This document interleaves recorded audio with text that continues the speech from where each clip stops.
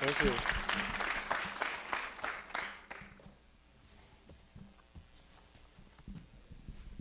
Good evening, ladies and gentlemen. As the executive director and founder, it's my extreme pleasure to welcome you here for the membership preview for the 2019 DocLands Documentary Film Festival. Thank you for coming. As we mentioned, we started this festival because we were just so convinced that the importance of documentaries was peaking at this point. Well, hopefully not peaking, but starting to peak and having this amazing effect, both as entertainment and in terms of social impact. The whole format of documentary filmmaking is becoming more and more creative, and we are so proud of the program we have here tonight and that we'll be showing you starting on May 3rd. And I want to have a special shout out to our programming team, Joni Cooper and Ken Jacobson. We're going to have actually 44 films from 14 different countries, and we're going to have 36 filmmakers who are going to be visiting us over those 4 days. So I hope you put all that time aside and can join us for as much as humanly possible. I also want to mention that you've probably seen some emails going out about support for DocLands, since there's, even with a fledgling film festival, there are so many different expenses. We're almost at our goal. I think we have another 20% to get there. So if you like what you hear tonight, when you see the next email, please think about supporting us again. Thank you so much for that. None of this could happen, of course, without so many different people. And I'd like to give a shout out to all of our sponsors, but in particular, our four major sponsors. And that's Richard and Nancy Robbins, excuse me. Of course, how could I forget? And Genuine Article, Project 9, and Vicky Soulier. So thank you so much for that. Now I'd like to welcome our membership team. You know them, you love them. Please welcome Doreen and Alyssa. Hi, everyone. Thank you all for being here tonight for the member preview, and I want to thank you all for being CFI members. You are vital in making all of this possible and ensuring that CFI programs like DocLands, now in its third year, will continue to grow, and inspiring documentaries will continue to be seen by Bay Area audiences. So thank you. Your membership also provides support for CFI education, and over 2,000 students each year gives the opportunity to take part in free DocLands education programs as well. Also, some of the benefits of being a CFI member is that you get the lowest ticket price and you get to purchase tickets first. So tomorrow, starting at noon, tickets will go on sale for DocLands for members only. That's tomorrow at noon. Also, up until 10 p.m. tonight, it's the last chance to purchase DocLands early bird ticket packages. So if you haven't already bought one, it's a really good opportunity to get a ticket 6-pack or tickets to opening and closing night film and party, and it'll be for an even lower member price. And immediately after the preview tonight, please join us for a reception and a chance to discuss the films with the programmers. Thank you. Thank you. And as you may recall from last year, we added a very special complimentary program, and that's Environmental Youth Forum. So without further ado, I'd just like to welcome Joanne Parsant, the Director of Education for CFI. Thanks, Mark. Just a quick overview. As Doreen mentioned, we have basically created an education program in concert with DocLands, thanks to the Environmental Youth Forum that's actually now going into its 11th year. We merged the two so that we could take better advantage of some of the films that are playing at DocLands, and also just all the excitement of being around that festival. So the Environmental Youth Forum runs from May 1st to the 3rd, overlapping on DocLands, and we'll be featuring 11 different programs for different age groups from grade 1 all the way to grade 12, with some films from DocLands and some films that we've added to the programming that covers a wide range of issues, environmental and global. And we'll be inviting over 2,000 students to come to the theater. In addition to the screenings that we're going to have here at the theater over those 3 days during school hours, we also have a really cool active cinema room in the Mark Fishkin room. We turn that into kind of an exhibit hall where we have all sorts of interactive exhibits around environmental issues that are reflected in the film. So our emphasis is very much on sort of youth engagement and activism and inspiring youth and building awareness around environmental issues. So if you have kids, know kids, want to know kids, want to get kids involved, either you're more than welcome to come talk to me. I'll be at the reception afterwards, probably pouring your wine. But obviously, you can also take a look at our website on the education page. There's a whole section dedicated to our Environmental Youth Forum that lists all the programs we're offering. We're currently taking reservations for teachers. We also provide free bus transportation, so we try and make sure that there's no barrier to entry for any schools that want to participate. We welcome schools from all around the Bay Area, not just here in Marin. And we've got room in several of our films for a lot more school groups. So please spread the word if you are interested, or of course, if you're interested in supporting the program in other ways. There's a lot of information about that on our website as well. Thank you, and moving on. Thank you, Joanne. Right now, we're going to start with a series of clips from one of our sections for DocLands, The Art of Impact. Of course, these sections overlap in terms of themes, and we'll be actually covering the whole festival. For the viewers at home, I hope you'll be able to see these clips. Otherwise, get a snack and come back later. Thank you.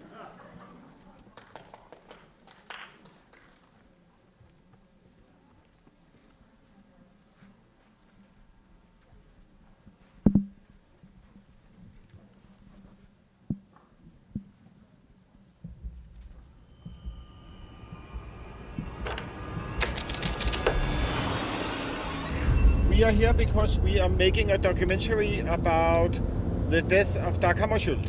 Whatever happens, stick to your guns. Anybody that resisted any white form of manipulation on the African continent is a threat.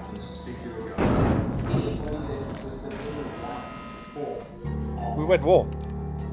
Black people in South Africa were the enemy. He asked me about what I thought about the AIDS virus. It was the quick, non-militaristic approach. Would you think that's really true? Non-militaristic approach. You sit him with a list of names, and all of those names on that list can be verified. You sit him with a list of names, and all of those names on that list can be verified.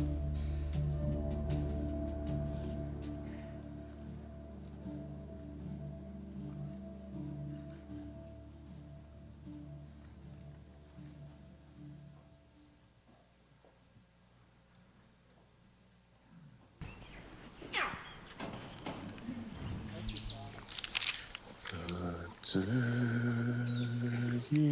rounds my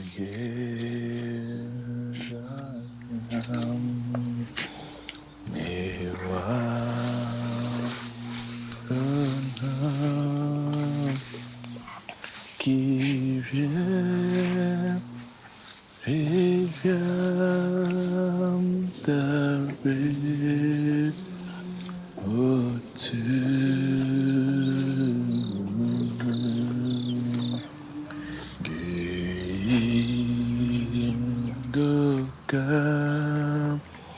my thumb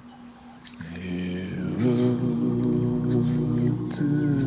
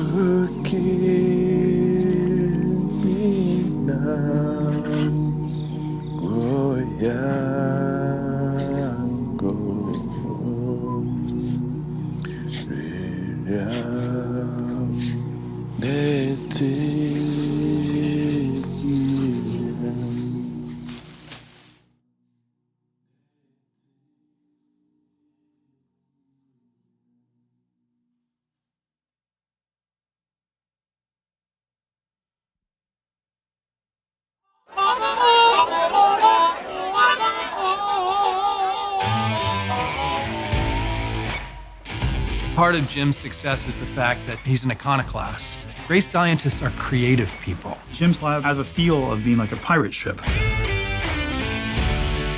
Jim theorized that tumors have evolved to trick the immune system. At the time, it was a crazy idea. This constituted a real breakthrough. I knew that this is a way to cure cancer, and I'll be damned if I'm going to let that just lay around. For the next decade, he had one goal, to get that made into a drug for cancer patients.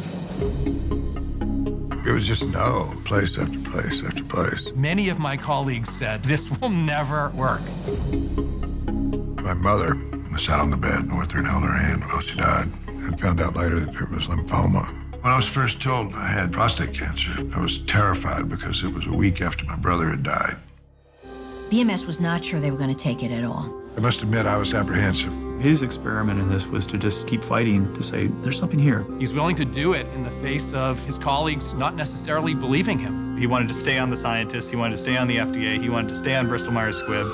I need to get it into people, I need to get it into patients. I got a phone call from the radiologist. And he goes, what did she get? All the cancer went away. Until then, it was just a concept. She was the first patient I'd ever met. How in the world are you supposed to adequately thank somebody that without them, you wouldn't be here? That makes it all worthwhile. It takes a really powerful idea combined with someone willing to push it forward to make it happen. The number one thing I learned was how important it is just to persevere. We knew we were changing the world. May I ask you to step forward to receive the Nobel Prize?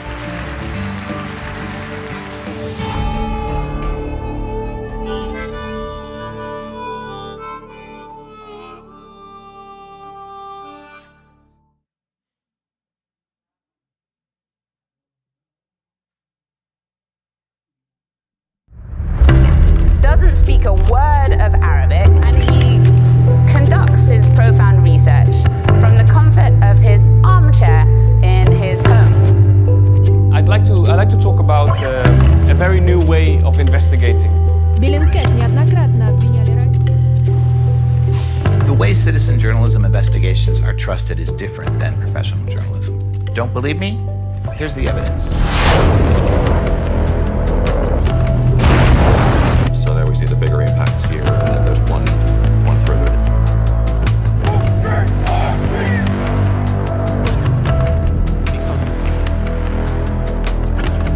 This is James Rack for you. They've made sure they've got wind blowing in. Like a time machine, we can go back to the day of the MH17 shoot down on Google Earth. The fake media tried to stop us, but I'm president and they're not. Right now, they're winning. So we need people fighting against that.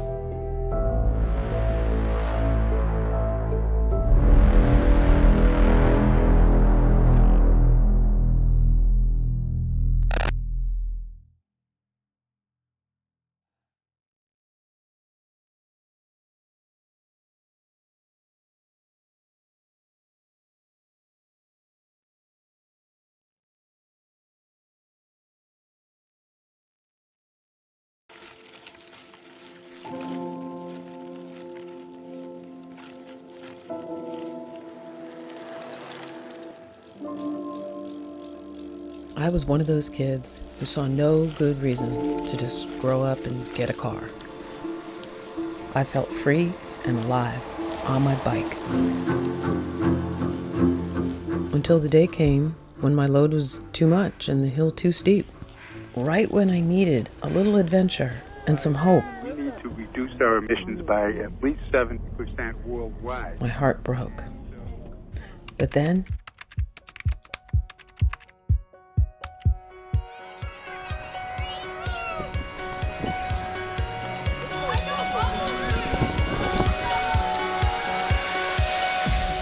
welcome to the cargo bike movement. Over the next few years, these pioneers would become my community, my collaborators, my heroes. There's just something about being on a bike, but powering like my entire family along. I don't know what, to the grocery store. It's like nothing amazing is happening. I just got groceries with my bike. You know, we just went and got ice cream on our bicycle. The mundane became extraordinary, and I needed that in my life, you know. I make less than a poverty wage as a bike shop owner, but with my bike, I have a very high quality of life. In driving a car, how many people do you see sitting on the freeway going, yes, I'm on the freeway? You know, no.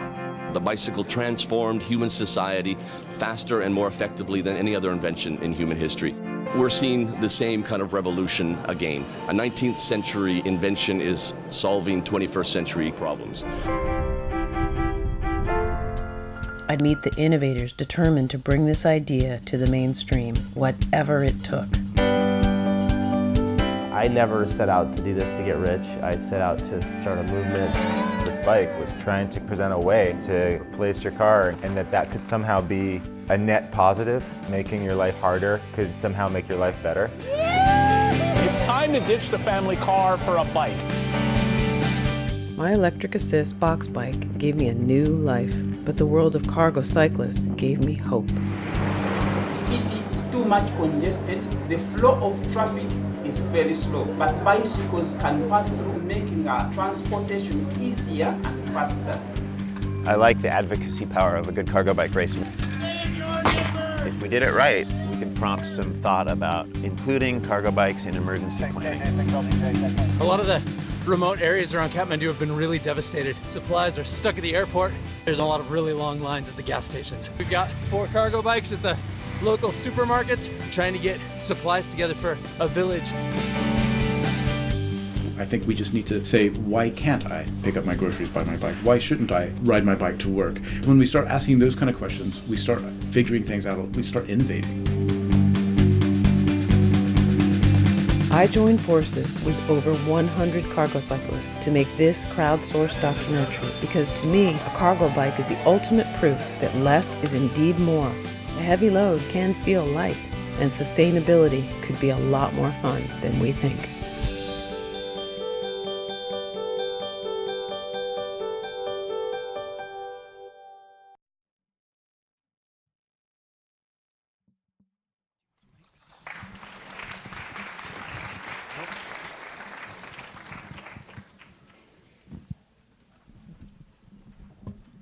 Well, we're just getting started here. Can you guess which clip the filmmaker is from Marin?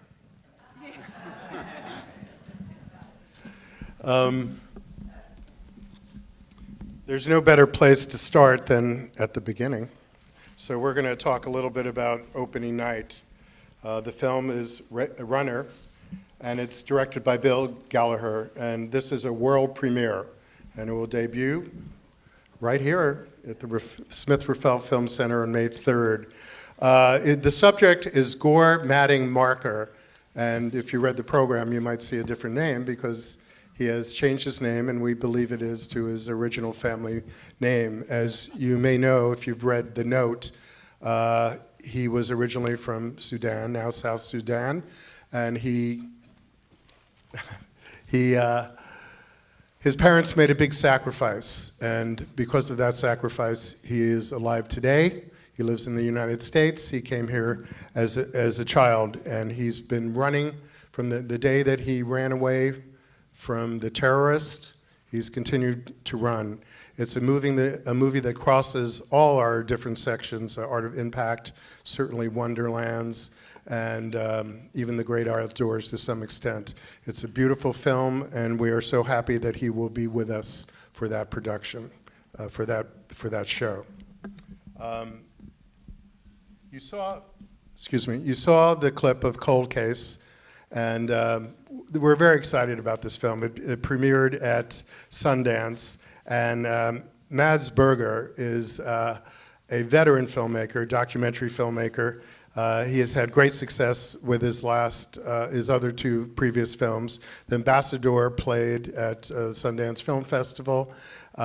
He has a unique style.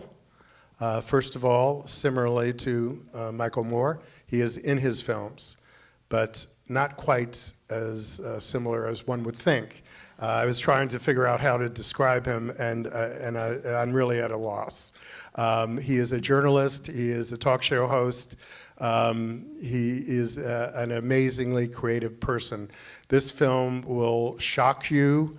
It will make you laugh and be disgusted with the human race at times, and we highly recommend it. He's a bit like Sherlock Holmes. With a cross with Woody Allen. Yeah. The second trailer you saw was Kifaru, and about Sudan, the last male northern white rhino. And we're going to have incredibly special screenings because we not only have the producer and the director here, but two of the game wardens, two of the guys who you saw in the trailer there, James and Jojo, are going to be here from Kenya, so that's going to be very special. It also won the Grand Prize Jury and Audience Awards at Slam Dance Film Festival this year. It's pretty special. Jim Ellison, Breakthrough, that you saw there. They changed the name. It says Breakthrough on the trailer there. They had to change it to Jim Ellison Breakthrough because there's a film out right now called Breakthrough. Not as good. This will be a California premiere, and it is a little-known story about this renegade harmonica-playing medical hero. And the producer, Jennifer Pierce, will be here for Q&A. Me again. Bellingcat. That was the very sinister-looking film, Bellingcat, Truth in a Post-Truth World, the fourth trailer that you saw. And really, it's about true-life heroes working to ensure that the truth gets out there, and these guys work day and night all around the world. We're still hoping that one of the Bellingcat community will be here with us, but it's pretty hard to get a hold of them, as you can imagine, because they work pretty stealthily. The last clip that you saw there, Motherlode, that, yes, we're quite honored to be hosting the world premiere of Motherlode by Marin director Liz Canning. And it really, that film is just filled with unbridled joy. And you could see some of that in the clip. But it really shows us how the bicycle can indeed and is changing the world. This one, if you've got the program in front of you, there's been a slight time change for this film. On Saturday, May 4th, instead of 2:30, it will be screened at 5:45 p.m. And Liz will be here along with a bunch of local folks from the biking community in Marin, as well as her two kids who are featured quite prominently in the film too. Layla at the Bridge. This is sort of the quintessential, I think, Art of Impact film. It's a portrait of this extraordinary woman, a real firebrand, take no prisoners attitude. Her name's Layla Hadari. She's really this fearless woman who runs the only private drug treatment center in Afghanistan where opium addiction is a huge problem. And contrary to what you might think, it's not a downer. It's really an inspirational film about this incredible woman. We're thrilled to have the director with us, Elizabeth Mirzay, and to have the Bay Area premiere of it. American Factory premiered at Sundance this year. It's by the extraordinary directing team of Julia Reichert and Stephen Bogner. They were Academy Award nominated for their film The Last Truck a few years ago. In my mind, this film is like the perfect match between filmmakers and story. I mean, they know this material like the back of their hand. They live in Ohio. The film is set in Ohio at a shuttered GM plant that gets taken over by a Chinese company. It's an incredibly rich, detailed, deep story about culture clash, labor management issues, the disappearing U.S. manufacturing sector. The robots are coming, like everything you could imagine, and they justifiably won the directing award this year at Sundance. Plucked. Plucked, if you're a fan of art heist movies, you definitely want to check this out. This was the Stradivarius theft that rocked Milwaukee a few years ago.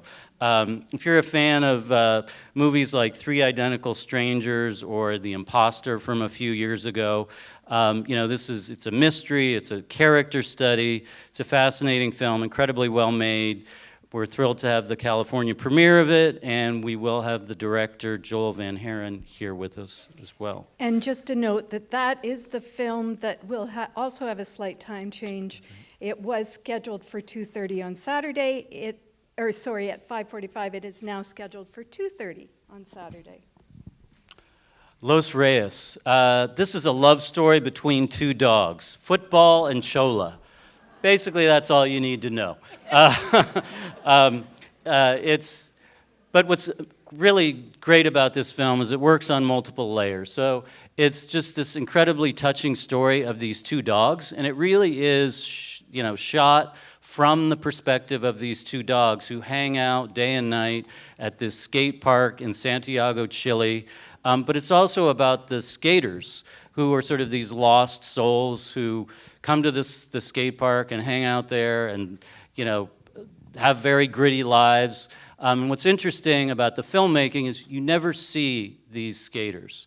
You only hear them in voiceover. So the filmmaking is really quite extraordinary. It's one of my favorite films of the year. It won a special jury award at IDFA, the Documentary Film Festival in Amsterdam.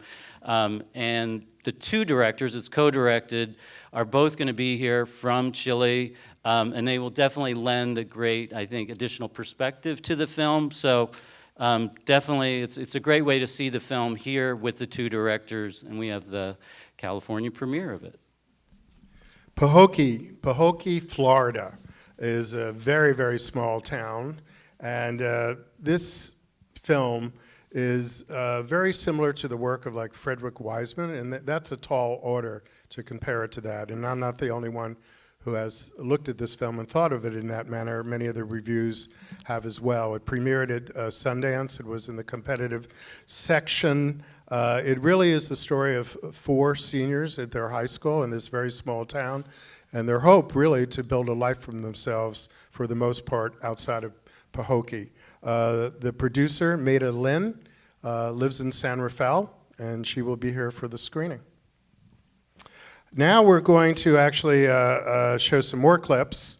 The clips are from Wonderlands, and certainly probably one of, I think, our favorite sections. So we'll be back after that series of clips. Thank you.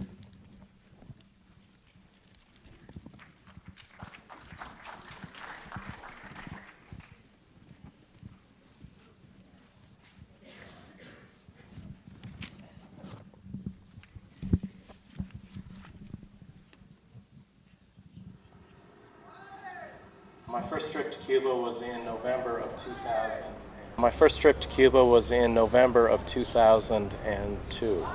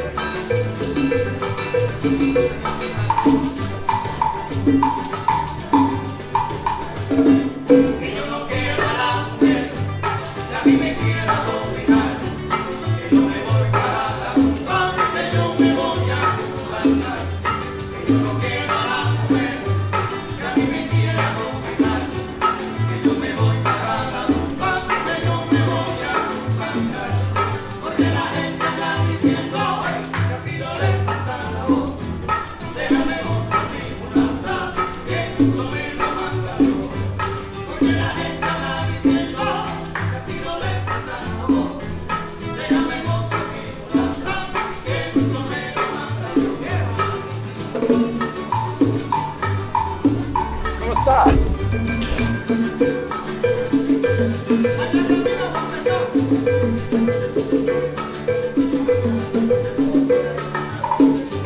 ¿Está casado? 56. Más.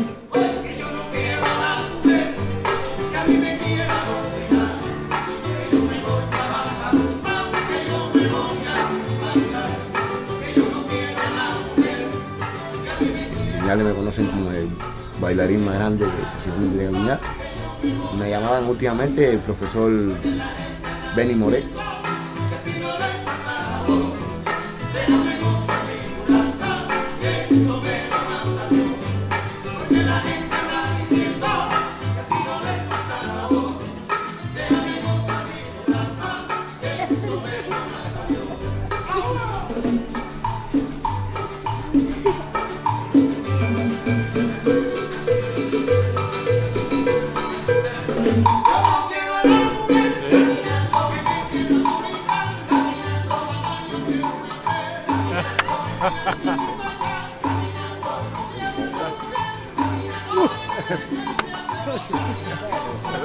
Mi abuelo es bueno, trabajador, amable, buena gente y me quiere y yo también lo quiero a él.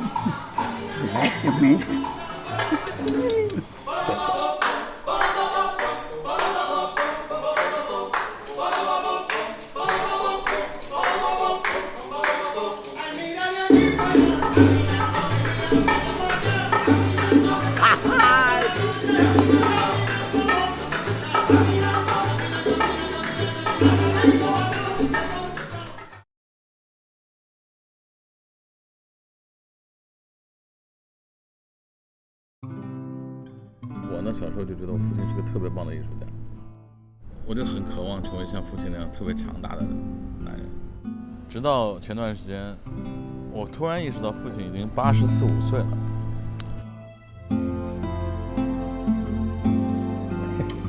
我从前上海京剧院做总导演，指挥千军万马的，我现在就是糊涂的，什么也不知道，也想不起来了。这个作品对我来说特别难，我知道它特别难，但是我一定要把它做得很复杂、很强烈。这个作品就是我对父亲的想说的话，想谢谢他。好吧，你儿子胡子也白了。是，胡子白了，你瞎说没有。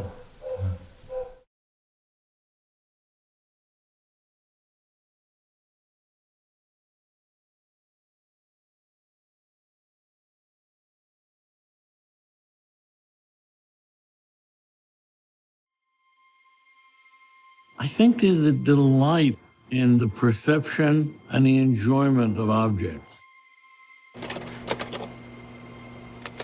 Objects are there only if you really see them.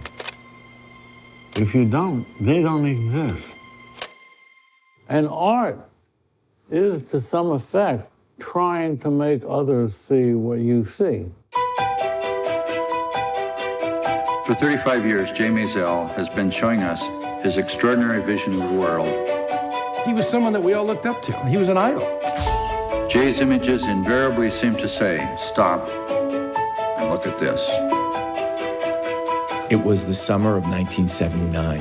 I took an internship with a photographer named Jay Maisel. Jay's home and his studio was a 6-story, 36,000 square foot former bank on Spring Street in the Bowery. When I heard that this building had changed my life and the man who shaped it were moving on, I immediately knew I had to capture Jay's world before it disappeared.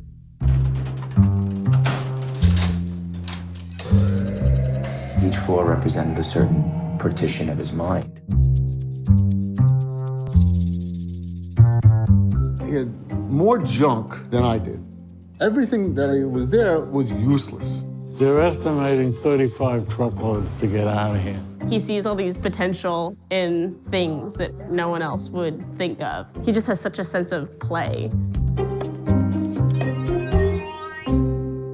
what I'm trying to do all the time is to try and see things anew.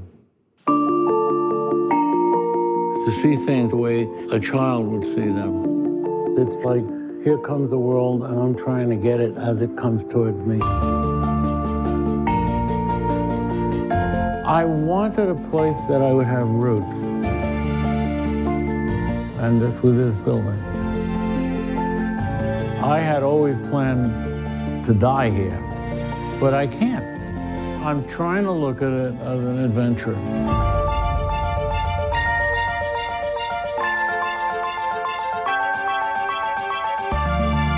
He was an artist of his generation, a philosopher, and the greatest teacher I ever had. We do not take pictures. We're taken by pictures.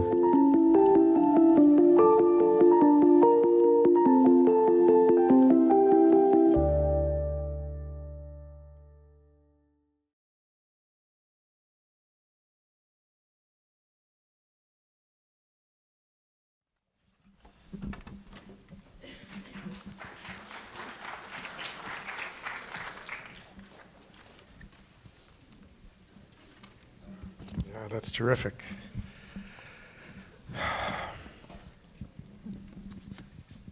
Okay, the show's the thing, the legendary promoters of rock. And we know about that because we had the greatest promoter of rock who lived here for many years in Marin County, and that was Bill Graham.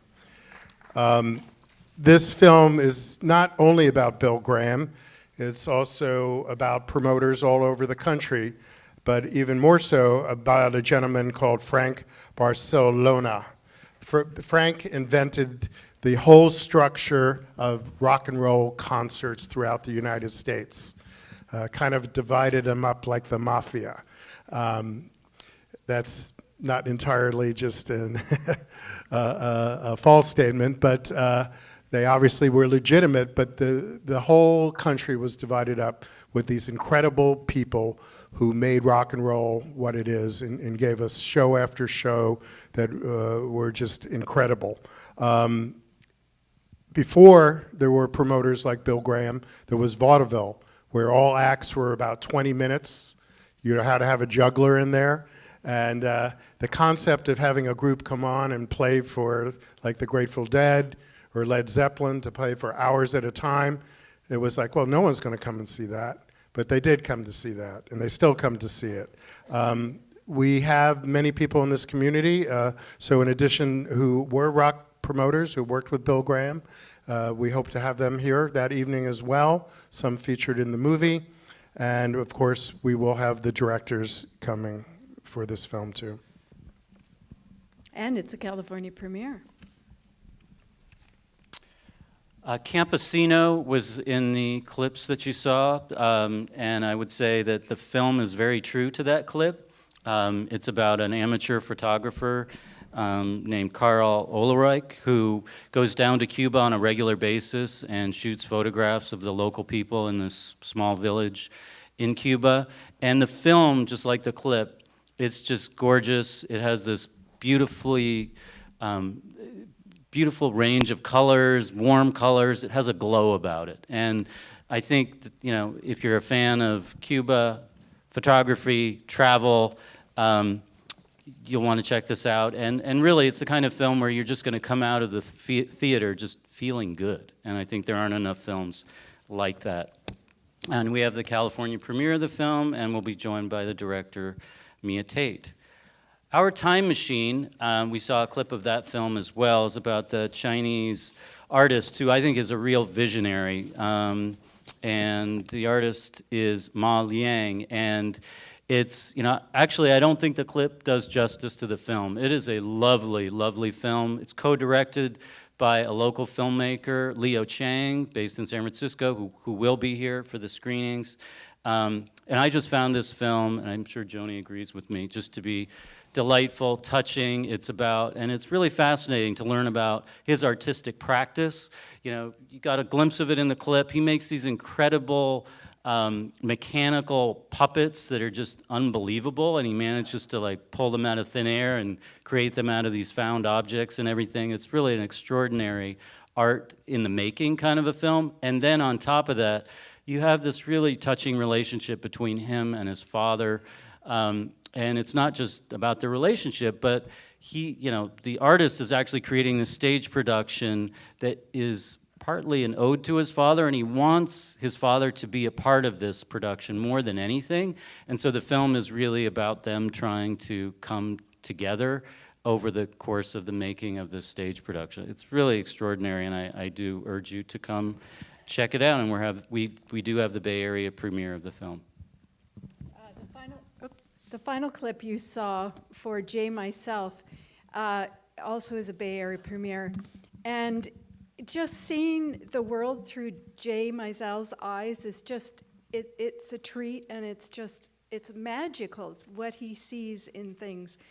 It's also fascinating to actually watch Jay dismantle his life and work from the last 50 years when he has sold his building and has to move out. The narrator and director Stephen Wilkes will be here to tell you what it really was like to work with Jay. Platform is quite a unique film. It's about 3 Iranian sisters, unique in themselves, the Mansourian sisters, who run a family business confidently throughout the week and train like demons on the side to become wushu champions. Wushu is a combination of wrestling, boxing, and martial arts, and they are fit and tough.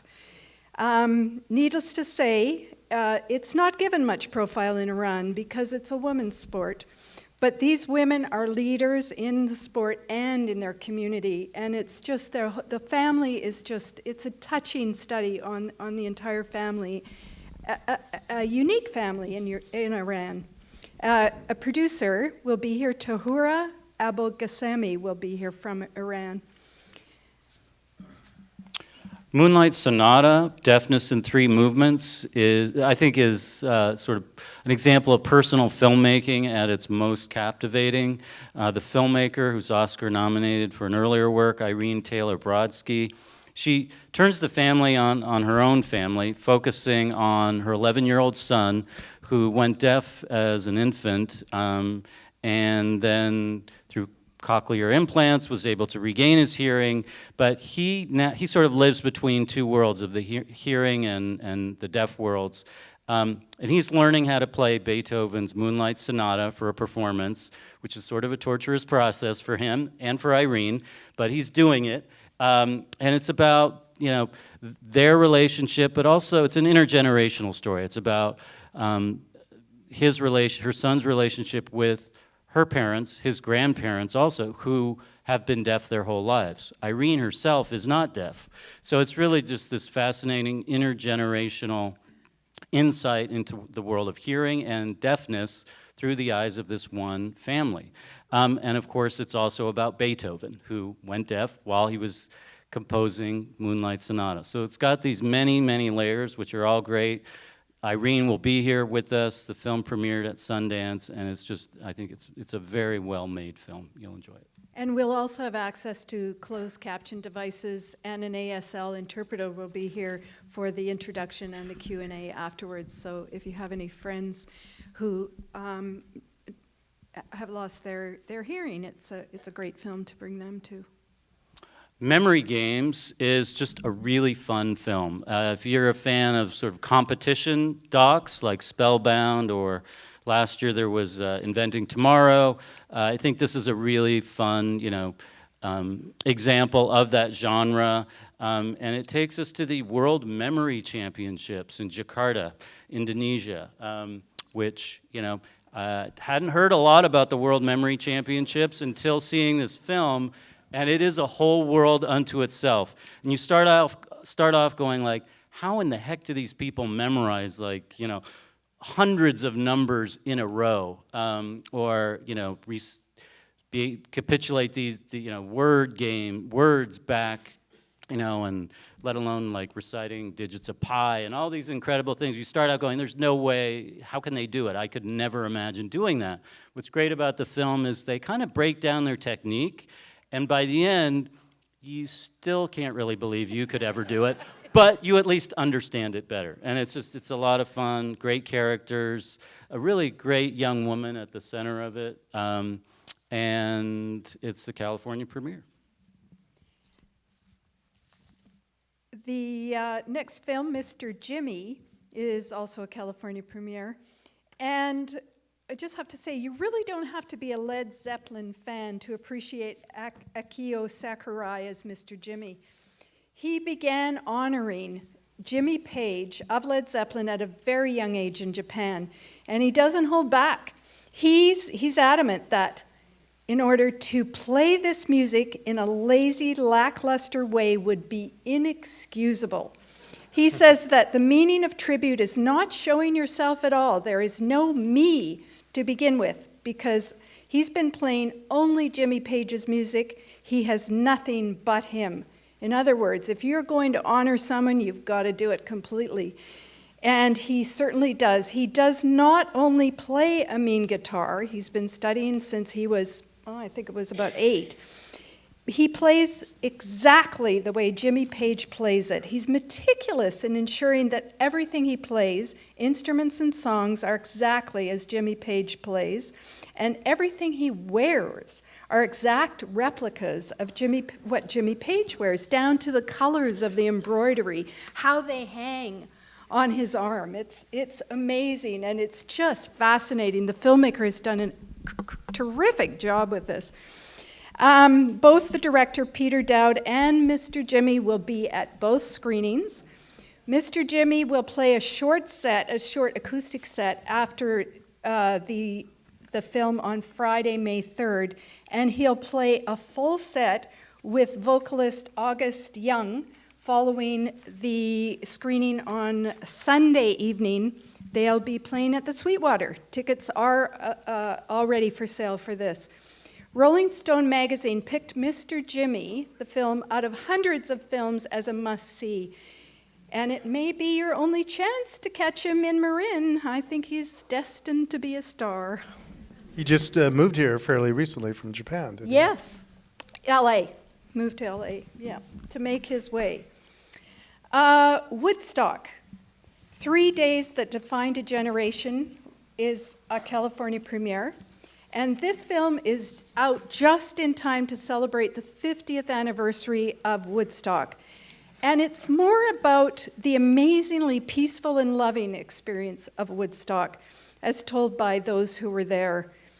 With what's going on today, I have to say that it made me yearn for those days of peace and love.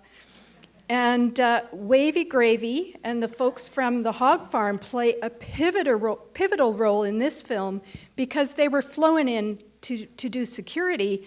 They ended up feeding 500,000 people, which, people couldn't get in or out of that area because of the amount of cars that were there. And so the farmers donated food, and the hog farm ended up being able to prepare it and feed all of those people. And Wavy Gravy and Jahanara Romney are going to be here to join in the Q&A afterwards. Imagine if they all came on cargo bikes. That would have been a lot better. Perfect. The last film in this section we're going to talk about is Marianne and Leonard, Words of Love. Any Leonard Cohen fans out there? Okay. So just a warning about this one. You need to buy your tickets immediately for this screening, okay? We only have one screening of it, and so act fast. So this is a portrait of Leonard Cohen and his Norwegian muse, Marianne, of the song So Long Marianne. It's a love story. It's another love story. An ill-fated, tempestuous, yet enduring love story. And it's also a portrait, of Leonard and his work. It's also an interesting, fascinating insight into the artist community on the Greek island of Hydra in the 60s, which I didn't really know anything about till seeing this film. And there's extraordinary archival footage of that community. It's directed by Nick Broomfield. He's one of our, best known, most prolific documentary filmmakers, Kurt and Courtney, the Heidi Fleiss documentary, Tales of the Grim Sleeper. And surprisingly, Nick is not just in this film, because he's in a lot of his films, but he's part of the story this time. And I'll just leave it at that. It premiered at Sundance, and Nick will be here, which is great. And we have the Bay Area premiere. Thank you. The next series of clips is from our section, The Great Outdoors, and we'll see you back here after these 3 clips.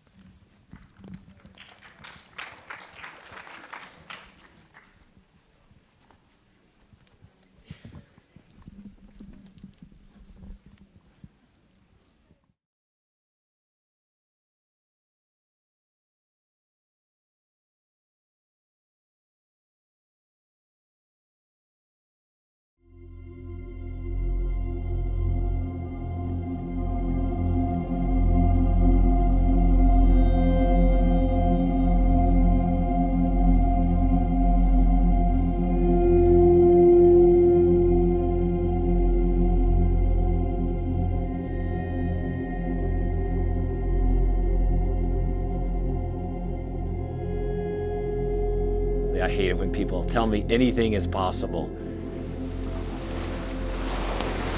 The barriers, they're real. They're real things with real substance, and they actually hurt a lot.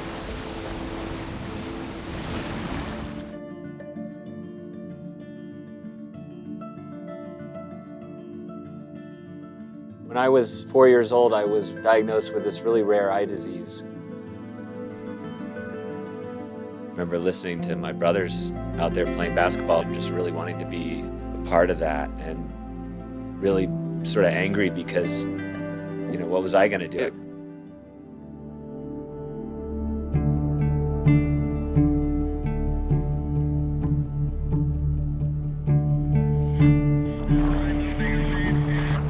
The way people react to bad things is that they shut down and they build a lot of crust around themselves, and I'm the first person who does that. And yet something keeps nagging at me, telling me that that's the exact wrong thing to do. Lay it open.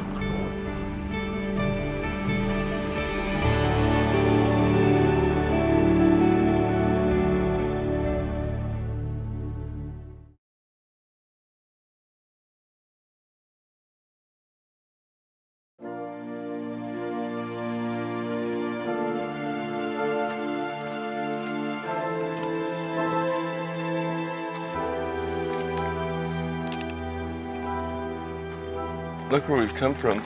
Yeah, look where we come from. Fucking nowhere.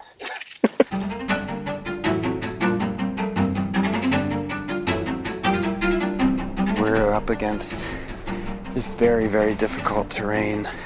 45-degree slopes, unstable rock. So many miles to make, and we have to constantly be on the move. It's hard to tell people how hard it is. There's not a trail at all. You're climbing up and down thousands and thousands of vertical feet, and you have got to store food ahead of you. You can't be a couple of days late, or you'll starve. Let's see the Pete McBride happy dance. My ankle hurts. My ankle hurts, but I don't care. What is happening in the canyon? Would hiking show us what was really going on?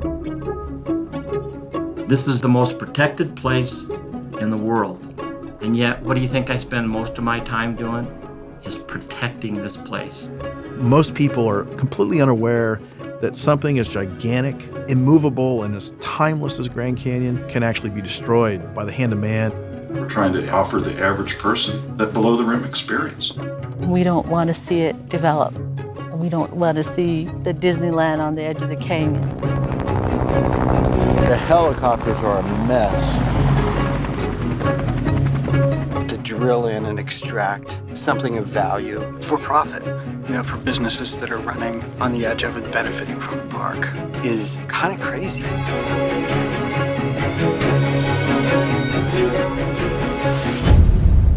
The consequences are enormous.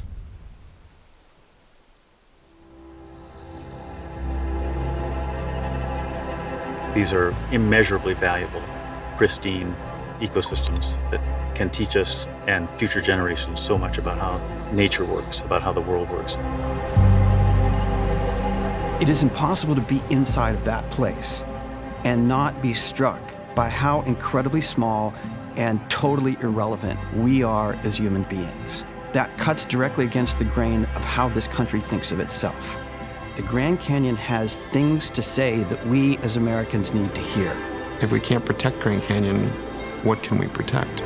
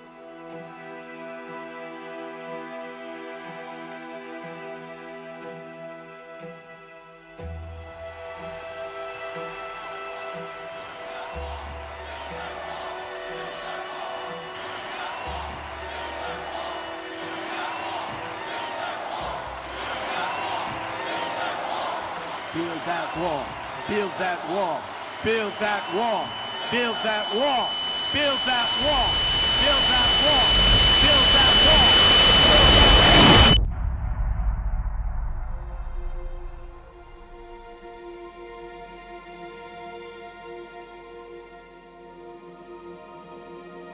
The Rio Grande is underappreciated, and I keep saying that because I mean it, and I want people to know what's out here. I don't think anyone that doesn't have some connection to the region has any idea how remote that area is and how rugged and inhospitable. I think our purpose in all this is to tell that region's story and wildlife's story.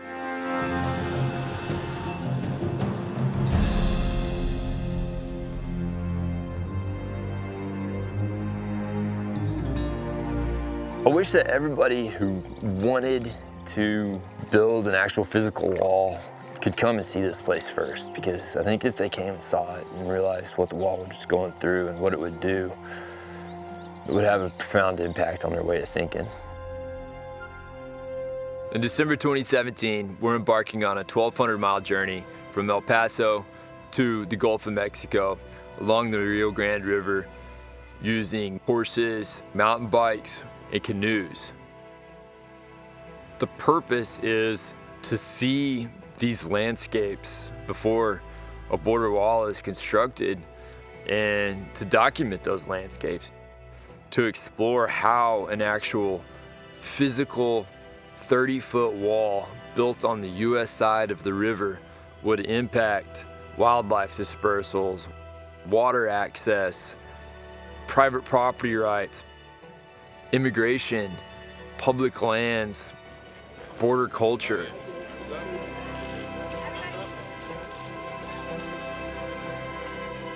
This journey and this project is about fact-finding and figuring out what are the impacts of a proposed contiguous 1,200-mile border wall.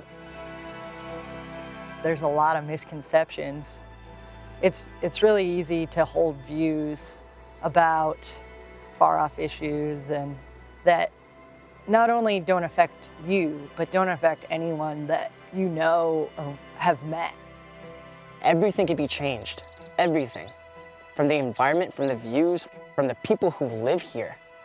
Everything can be changed.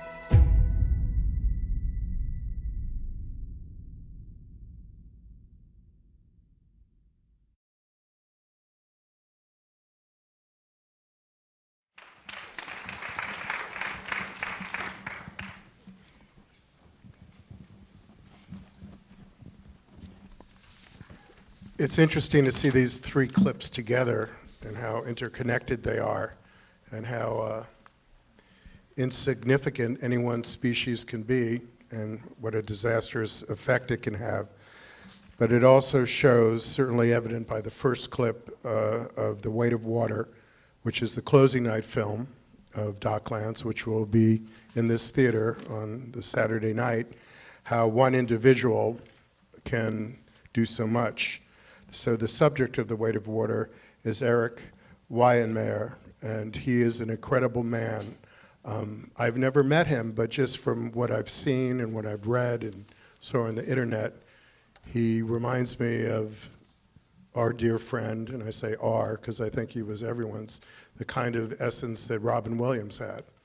He's truly a humble man who believes, as he says, let me see if I can find that here. What's within you is stronger than what's in your way.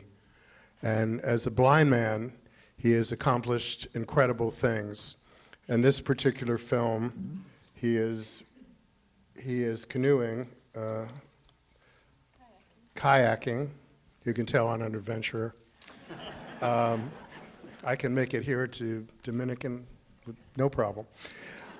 He travels 277 miles in the Colorado River, the whole length of the Grand Canyon, as a blind man. But he's also the first blind man to conquer Mount Everest, and he's done so many incredible things with his life, and primarily the gift that he gives us with his life as a speaker, as an author. And this film is directed by Michael Brown, who's an award-winning filmmaker, probably one of the best outdoor film directors in the world. He's climbed Mount Everest 5 times, and he's worked with Eric before with Farther Than the Eye, the award-winning film, on their climb of Mount Everest. And just so you know, these films come out just in time to celebrate the centennial of the Grand Canyon National Park. So we're doing our own bit of celebrating with these incredibly gorgeous films. And Eric will be here. And Eric will be here. And Michael Brown. On the stage. Yes, yes, that's true. The River in the Wall, that trailer there, again, these are such timely films, and the filmmakers are so anxious for them to get out here, so people have a true feeling for what can happen to those lands. Producer Hillary Pierce will be here for the California premiere here of The River in the Wall. No problem. And I just think that film, which focuses on the Rio Grande, couldn't be more timely. I mean, as all we hear about the border almost constantly, this is a different take. It's really what's happening on the ground throughout this 1,200-mile stretch and how it affects wildlife as well as people. So I think it's couldn't be more timely, and it's a very experiential film like these other two. Sea of Shadows is very different. This film has got pretty much everything: Mexican drug cartels, Chinese mafia, a crusading famous Mexican TV journalist, you name it, it's in the film. It's basically a real-life eco-thriller, I would say. So I kind of think of it as The Cove meets Cartel Land, if you've seen those films. It's extremely intense. And the stakes are really very high in terms of an endangered species, the vaquita, which is the world's smallest whale.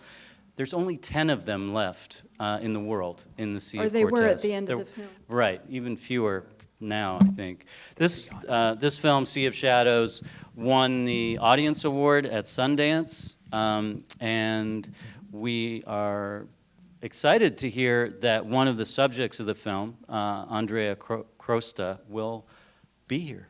So. We're hoping. Thank you, Ramona. Yeah. And then next film, Serengeti Rules. I was thinking about this film sitting down there, and I was like, why do I like this film so much?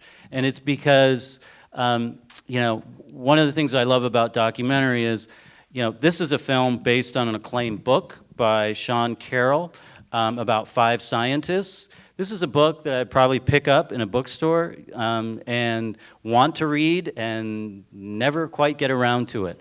The film basically does a masterful job of taking the book, the characters in the book, the stories, and turning it into a real visual experience, and breaking down the science and making it totally understandable and engaging, and really making of these characters people you care about and are fascinated by, and it really just takes all the puzzle pieces and fits them together, and it's just extremely well made. It's a beautiful film.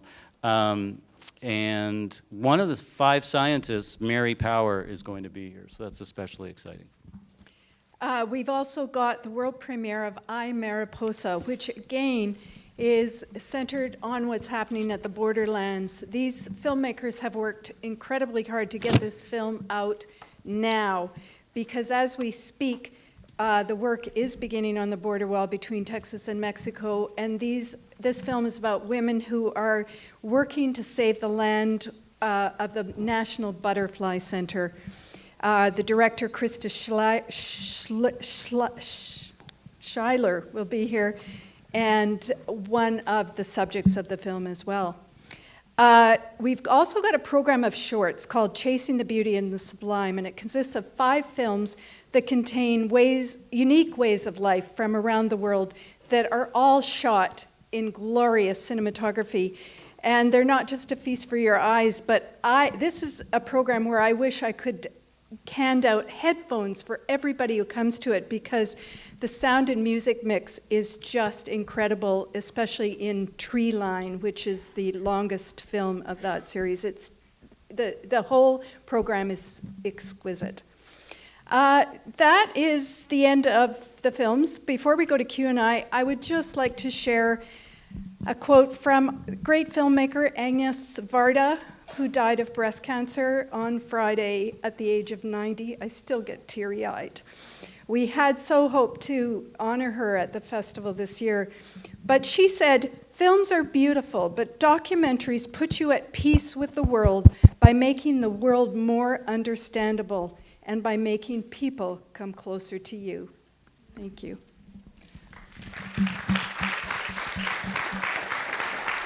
We have 2 mic runners, and we're going to start here on the left.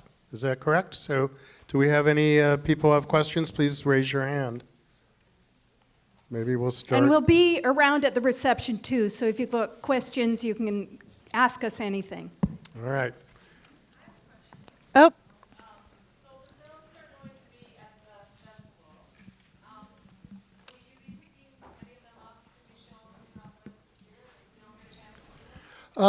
Yes, we will. Possibly.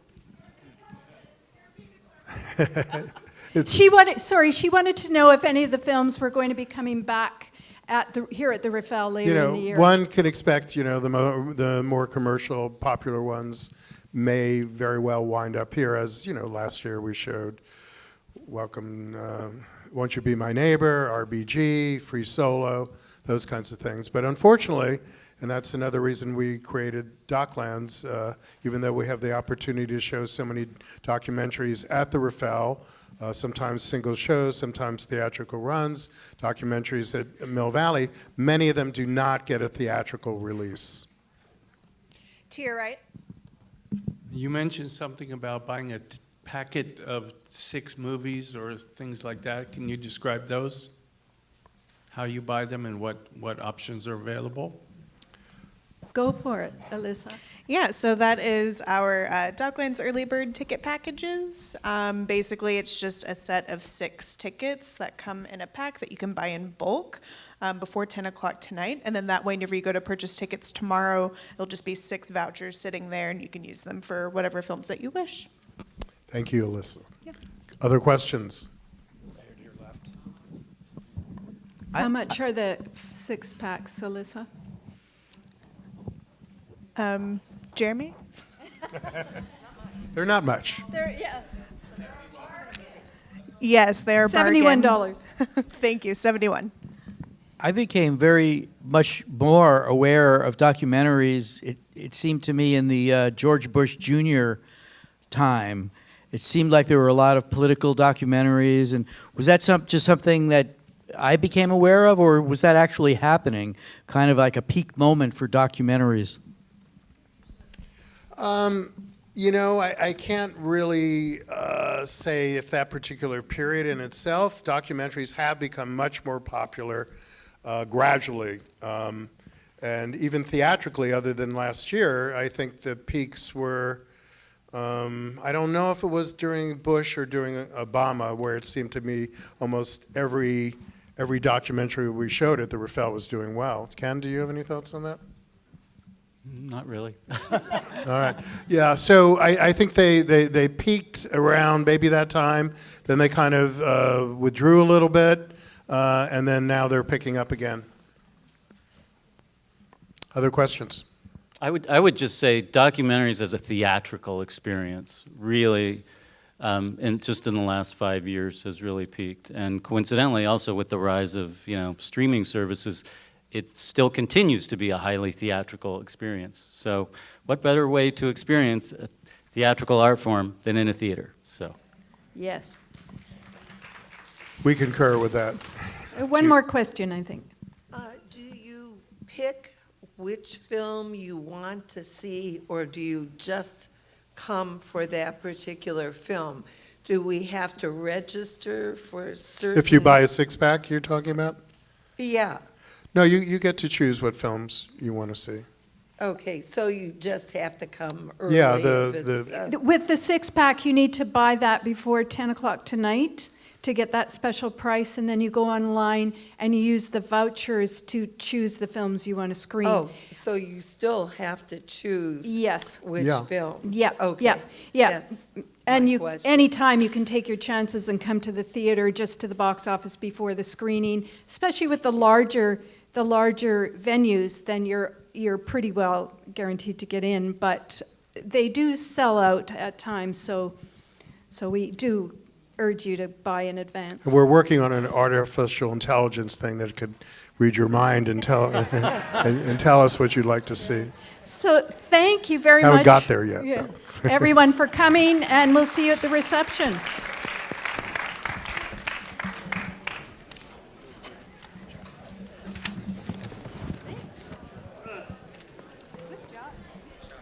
Great, thanks. Yeah. Thank you. You too.